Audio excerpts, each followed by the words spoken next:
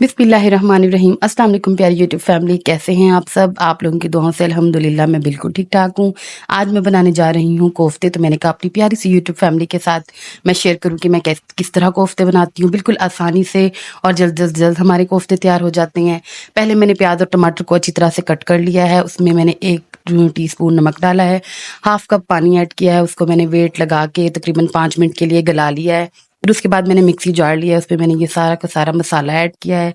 पानी जो बच गया है आपकी मर्जी, आप इसमें ऐड करें या सिर्फ और सिर्फ अपने प्याज और टमाटर डाल के इसको मिक्सी जार में अच्छी तरह से ब्लेंड कर लें, जिस तरह से मैंने किया है। उसके बाद मैंने एक कढ़ाई लिया, उसमें मैंने घी ऐड किया है।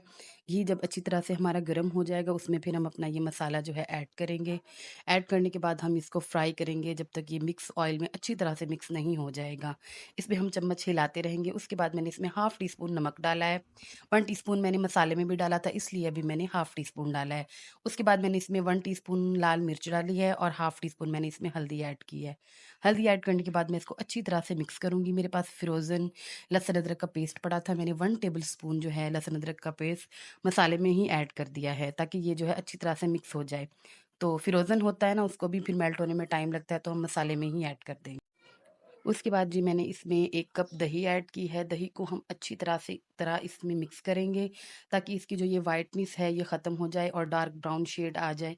इससे जो है हमारी जो ग्रेवी है वो बहुत मज़ेदार तैयार होगी, स्पाइसी स्पाइसी। मैंने अलग से एक कढ़ाई ली है, उस पे मैंने घी डाला। अब मैं इनमें जो है कोफ्ते फ्राई करूँगी। कोफ्ते जो थे मेरे फ्रोज़न थे, इसलिए मैंने इसको पहले डिफ्रोस्ट किया है। उसके बाद जो है मैं इसको फ्राई कर रही हूँ ताकि ये अच्छी तरह से लाइट ब्राउन हो जाएँ। जब ये लाइट ब्राउन होंगे तभी हम इनको निकालेंगे और जो ग्रेवी हमने बनाई उसमें इसको शामिल कर देंगे। शामिल कर देने के बाद हम कोफ्तों को उस ग्रेवी में अच्छी तरह से मिक्स करेंगे ताकि अच्छी तरह जो हमारी ग्रेवी है कोफ्तों में कोट हो जाए।